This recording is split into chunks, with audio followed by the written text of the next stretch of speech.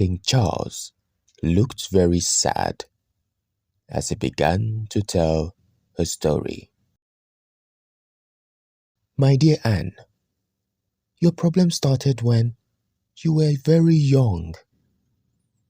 At your naming party, a witch from the far north who didn't like our family came without an invitation.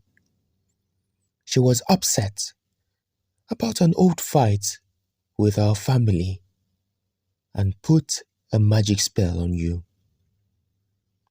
She said this spell would make you smell bad when you feel very happy or very sad. Just to remind us of the old fight. The king stopped talking, tears in his eyes. We tried to find the witch to ask her on how to remove the spell, but she was gone. We asked many wise healers and magic folks for help, but no one could remove the spell. Then someone who can see the future told us that only marrying someone from another royal family could end your spell forever. Anne felt very sad hearing all this. She understood what her father was saying. So, my dear, even though you like Aaron, you must marry Prince Ukandu. It's not just about love, but also about our family's promise. Marrying him will end your spell and help our kingdom. After Princess Anne told everyone she would marry Prince Ukandu, it became very quiet. Aaron stepped back from her. He looked very sad and surprised. After all this time, I supported you, and my family welcomed you even with your spell, Aaron said, his voice full of feelings. Is this how you want to thank me? I can't believe you're disappointing me again. Anne felt bad seeing Aaron so upset, but she tried to explain her difficult choice. I know you've always been there for me, Aaron, but it is tough. I'm a princess, and I need to marry a prince to respect my family's history and to stop this spell that has been bothering me since I was so little. Please try to understand. She hoped he would see her side. The prince also promised to give you and your family a lot of money and build a big house with guards and helpers. I think that's a nice way to thank you. But Aaron didn't want it.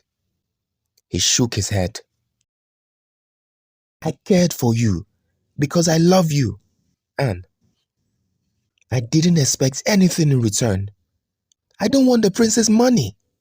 I don't need it, he said firmly. Anne wished he could see things her way.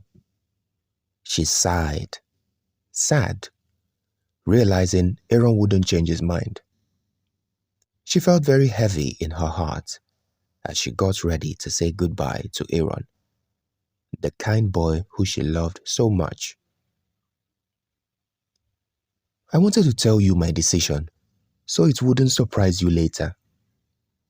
Thank you for everything, Aaron, she said, trying to sound calm even though she felt like crying. She stood up slowly and walked away, leaving Aaron very sad in their special place in the forest. He watched her leave, feeling sad, angry and betrayed. Aaron had always been there for Anne, despite her spell. But now her decision to marry for status and wealth made him very hurt. He wondered if their time together, facing many challenges, meant anything to her in the end. Everywhere he looked, there were reminders of the life they planned in this hidden paradise away from royal duties. But those dreams were now shattered by Anne's choice of wealth and status over true love. With a heavy heart, Aaron slowly packed up the picnic blanket and the basket of berry tarts he had prepared earlier. Looking at the untouched food, his eyes filled with tears. Just yesterday, he had been excited to surprise Anne. Now, the sweet pastries left a bitter taste in his mouth. Trying to understand what just happened, Aaron walked home, feeling like his heart was breaking with each step. He kept replaying their talk in his head, trying to find any sign that Anne's feelings had changed, that maybe she never really loved him. But he couldn't find any answers, only more hurt and confusion. As he got closer to the village, Aaron dreaded having to tell his father, Chief Uso, about what happened. The kind healer had supported their relationship, and now Aaron had to admit that Anne chose wealth over their love.